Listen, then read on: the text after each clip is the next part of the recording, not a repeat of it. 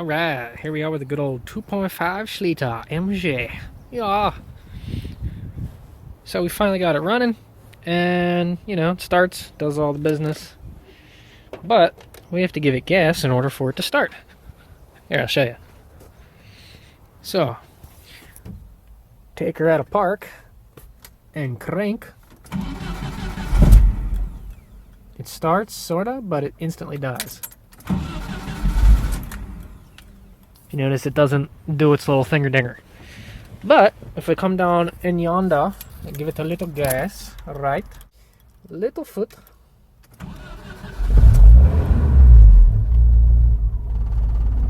and she starts right up. So for these 2.5 liters, they have something slightly different than an idle air control valve. They have a throttle stepper motor, which is this guy right here. And if you notice, she's not really contacting or moving. That should move in and out, and it's not. And here's the other thing, when it shuts off or whatever, it's supposed to extend and open up the throttle plate, so it'll actually open this up a little bit, so that the next time you start the engine, you know, the plate's open. So what that does is it basically holds the throttle open for you a little bit so that it starts up properly. And it seems like on this model, it's not doing what it's supposed to. So we're going to do some farting around and see what we don't figure out. I would like to mess around with this because I think there's a couple things. I believe this is just a motor, so it should just be a positive and negative signal, I think, to open the gearbox. It doesn't make any noise. And I think there's also a throttle switch in here. So in order for it to detect that it's closed, this like pushes down on it and it flips a switch inside or some bullshit. I don't know. But I don't know anything about it, so let's learn together. First off, with our Snap-on Scannial, this is a Snap-on MT2500. This will read your Renix stuff with an adapter and the cartridges and all the hoopla. If you care about that, I got a whole video on it. Or if you don't feel like hunting down on eBay, I make my own little Renix dealios. So you can whip out your good old REM Plus Renix engine monitor and look at all the fun stuff there too. So, you know, we could check that out and go to throttle right there, and we can see our partial and our closed and our all that crap for the TPS. So if I move the TPS, you can see it all go up and do stuff, but it doesn't read closed. So yeah, something's not right. From the troubleshooter in the MT2500, it talks about there being some kind of switch on here, so when it pushes down, it reads closed and shit. So I don't know. Maybe I'll see if I can find myself a wiring diagram. Maybe we'll take that off and take a gander. So taking a look at our wonderful 1990 factory service manual, over here is our idle control thinger-dinger. So we've got our connector with our 4 pins. One is ground, and then the other 3 go to things. So the first 2 are for the motor. So this is just a regular motor from what it looks like, no stepper or thinger-dinger, just a gearbox. And then the other one is a open-close switch, and they go down to the ECU. So the ECU drives the motor directly, and it also reads the state of the switch. So the green comes out, and if it goes to ground, it's closed. And if it doesn't go to ground, then it's open. So I think if we ground that green one, it should read closed on the REM.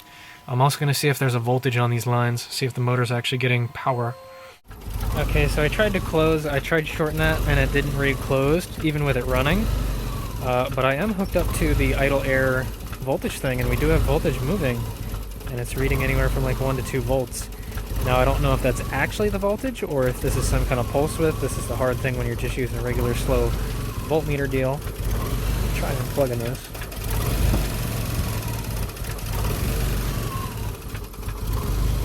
Now I get 0. Ah. Okay, so check this out. I had it running, and I could see the voltage fluctuate between, like, you know, 2-3 volts or whatever. When I shut it off, it maxed out at 12.3. So this is a 12-volt drive, I assume.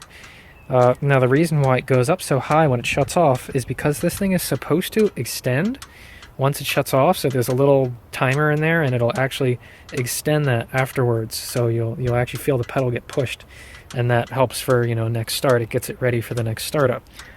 So we do have voltage, so that sounds like our motor's kind of hoop-a-jooped. I'm thinking maybe taking that up and taking it apart and seeing what it do or don't do. Actually, real quick, just to be completely certain, let's probe this connector, make sure we have the voltage there. If we do, then we know for certain it's the motor. Even more over at the connector. Look at that, it's even going negative. Oh, it's dropped it. Okay. Yeah, so that's showing anywhere from like 6 to 8. So we are definitely getting power at the harness. So yeah, that idle motor's definitely hoopa-jooped. Wonder what it takes to take that thing off. Oh yeah, yep, I haven't forgotten. Those 2.5 liters, they are just the fucking best. So I'm trying to loosen up these goddamn stupid little 5/16 inch nuts. There's 3 of them. 1, 2, and then 3's up in the top somewhere. And I'm loosening it, and now I can't fucking get my socket wrench out because there's a little thing there. My phone doesn't want to get bright. So I can't get the fucking socket wrench out. So yeah, that's A plus. If I can loosen up the other one, then maybe I can break the whole fucking thing free and pull it out. It's just like, come on, dude. What kind of half-ass bullshit do you guys do on this thing? AMC, man, all mistakes combined. God, I fucking hate working on this truck, man. It's a pain in the dick. No, I'm on to, fuck you, I'm on to your tricks, man. So I tried taking out the nut, and I looked over here and noticed that there's a second nut over here, and I saw that one was spinning. So basically the thing I was trying to take off wasn't coming off, but it was unscrewing the thing out of here. So I jammed a fucking wrench in there to hold that nut in place, so now I can just hold the gear wrench in there and then do all the work on this guy. I'm on to your fucking tricks. Not this time. Yeah, right. Well, there it is, finally. And of course the nut that I tried to get off decided it was just gonna fall into nowhere land, so fuck it. Eat shit. Here's the sticker here. So this is a 0408011M assembled in Mexico 874085552-2 and a 522 over here. So it looks like we got our motor, probably some kind of switch back here. So let's see what's inside. Okay, so we can just take the screws off real quick and get inside. So this whole cover comes off. Alright, so yeah, it was a gearbox. So that's all it is. It's just a little thing that spins. And stuff happens. There's a lot of fucking rust in those screw holes collected in there. Also, this seems to get tight. I'll have to play with it and see if it actually extends, but it doesn't seem like it wants to move properly. So check this out. When you spin this guy, the whole cylinder thing spins. So this whole thing is supposed to come out. Shut up. And the interesting part is that there is a rationing system in there. So when it gets too close to the end, see that? I don't know if you heard that click, but it's actually it's got like a thing in there, but it ratchets. So what happens is when you hear that click click click, that's just it extending until it reaches its maximum push, and it ratchets. So that's how it knows it's at its end. It just overextends until it's good. Cool. Yeah. All right. So that part works. So inside here, we've got contacts for something. So we got okay. Clever! Do you see that? See those contacts at the bottom? So when this gets pushed down, that's what reads closed throttle. That's neat. Okay, so that's how that works. Seems like it's off a little bit. It's not quite centered, but close enough. I guess depends where you push. And then these must be the contacts to actually drive the motor down there. Huh.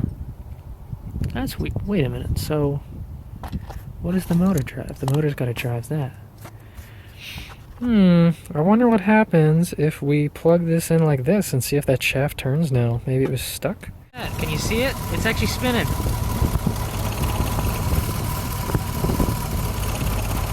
Cool. So maybe it's just a little seized up or something. Look at her go. Huh. Okay. Well, that's interesting. You didn't get to hear it buzz. It just cut out and you could hear it go. Vee. So the motor's good. I wonder if it was just a little seized up, just had a little rust in there. She might be okay. Let's put it back together. Just lightly put it back together again, and I shut it off and then turn it back on, and it made its little noise. So check this out.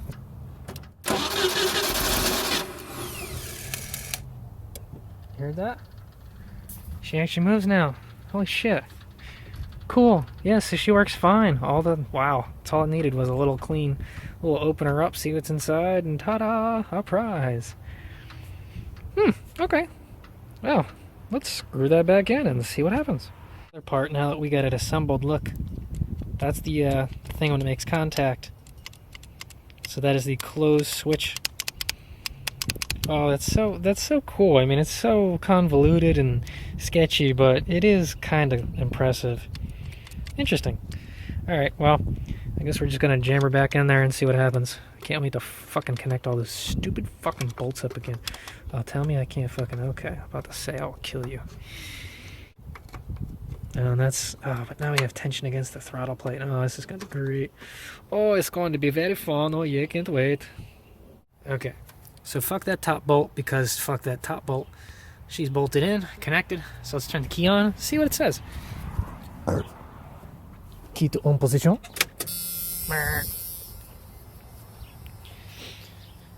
Okay, come over to yonder, diagnostics. Hey, look at that, it says closed. Neat. Oh, that's so cool. It actually... Holy shit. Okay. Here, watch. Check this. Okay, so we'll open up the throttle, like so. Oh my god! This switch actually works now. I wonder why it wasn't working when I was jumping it then. Oh, that's so cool. Oh! Okay, so check this out. Now, no foot on the gas. Turn the key. Okay, you can turn down now. 3K's too high.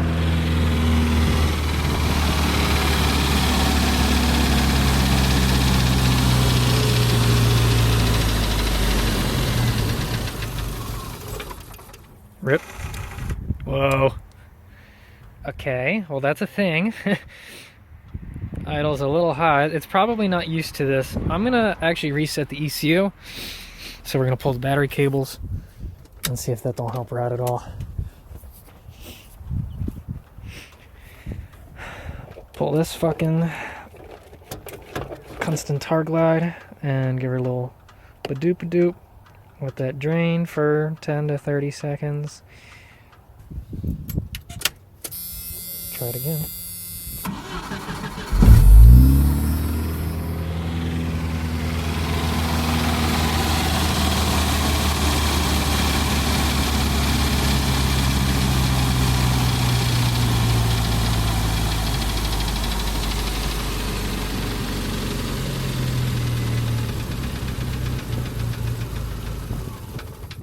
Oh, you fucking prick. Huh, okay. Well, now it starts, but it doesn't want to idle. It never ends. It could be that the TPS isn't adjusted properly. I don't know. So we're getting places. I don't know if it's what I like, but... Okay, so as I thought with this damn thing, there's a bunch of stuff that has to be adjusted for it to all be working properly. Now, for the idle stepper motor, the adjustment procedure is as followed. So, you start the vehicle, you disconnect this, and you plug in an idle stepper motor extender tool. You extend it all the way with the engine running, and then you adjust this screw until your RPM reading is 3,500. Yes, so you're going to be working on this engine as it's screaming right next to you at 3,500 RPMs. Yeah, thanks. That's great. Now, the cool thing is we don't really need an extender to do that because when you turn it off, I think this extends all the way. So if you're hearing the click and the ratcheting, that means this is fully extended. So we can unplug it then before we start it, and then you just adjust the screw till the thing is right. Now, the other thing I wanted to look into was the throttle position sensor, because I wasn't sure if that was adjusted either. In the manual, In the factory service manual that I have, something is off. For the throttle body injection, like this 2.5 liter, it's saying that the TPS should be 93% of the output. That's not right, because this is a 0 to 5, not a 5 to 0. On my 4.0 over there, the automatic transmission, that is a 5 to 0 one, so that one makes sense. But even then, that one, they recommend 83%. So on the 4.0, it's 17% on the engine side, if it's a manual, and if it's an automatic, they prefer you do the automatic one instead as 83%. Over here, they're saying for manual, it would be 93%, and for automatic, I think it's also 93%, but on the square terminal. But looking at the thinger over there, the scanner, that's a 0 to 5 volt, and even probing this is 0 to 5 volts. Ah, shit, fuck. We also gotta... we gotta unextend that because it's in the way. We don't have a retraction tool. What can we do to fix that? It's no bueno. I don't feel like undoing all that. That's... Okay, so someone mentioned in their, I think it was a Chilton's manual, that their protocol said that you're supposed to extend your throttle plate as far open as you can, and then adjust the TPS until it says 93. Now that actually does make a little bit more sense. Now mine was at 93, but it kind of bounces around. It's close enough. But the problem is most people don't have an idle stepper actuator, so by doing it this way, you can just test the maximum instead of the minimum. So yeah, we got it set for that now, because it's still the 93% that they say, but it actually, makes sense. So I guess the TPS is adjusted now. T25 torques, you just get one on the bottom and the top. You loosen them up, wiggle it around until it's just right, and tighten them back up. Not a big deal. To adjust the idle speed motor, they say you got to get the vehicle up to temperature. So I drove it around for a little bit, and the temperatures seemed pretty low. I guess either this fan works pretty well, or I don't know. So I'm just going to let it idle, see if it comes up a little bit. And then we'll move on to the next part. Now, if you notice right now, the motor's fully retracted. I don't know how I feel about that. Yeah, so it's jammed again. That's exciting. And the other weird thing is that it reads closed, so I wonder if there's, I don't know, something weird's going on in there. Bunch of junk. Yeah, I don't know what's going on with this bunch of junk. But I cleaned this up and I greased it. I might have used a little too much grease. You don't want a ton in here, just because of everything else that's going on in here. But I did actually sand down the tips of this gear here, because it looked like when I was spinning it, sometimes it would catch. If it went on an angle at all, it would catch on this one. So I just filed that down a little bit so that hopefully it helps it slip by if it ever does get caught. I don't know. See if that helps at all. Okay, so it seems to be moving for now, so that's good. So I turned it on and then immediately shut it off so that I knew that this was being fully extended and I could hear it click. So that's cool.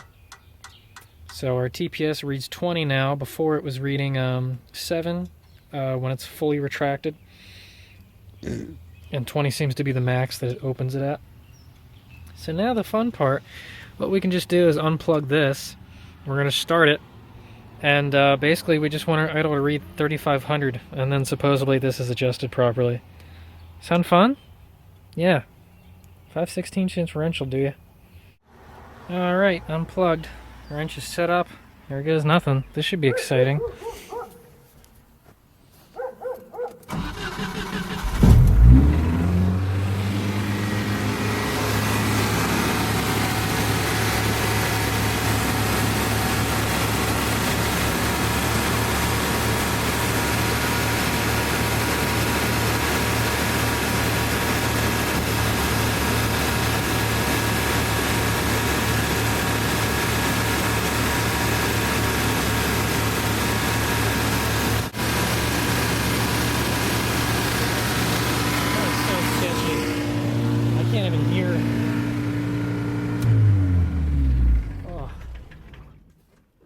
God, that hurts. Yeah, we'll call that good. Yeah, you like that? Alright, so now we're plugged back in, so now when it starts, it should come back down. And supposedly, it's adjusted. Here goes nothing. Yeah,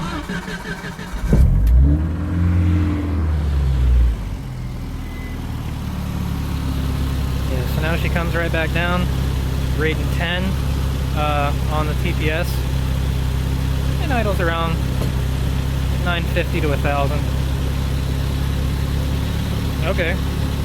Well, I guess it works, so as long as that thing doesn't get caught and freeze, I guess we're done here.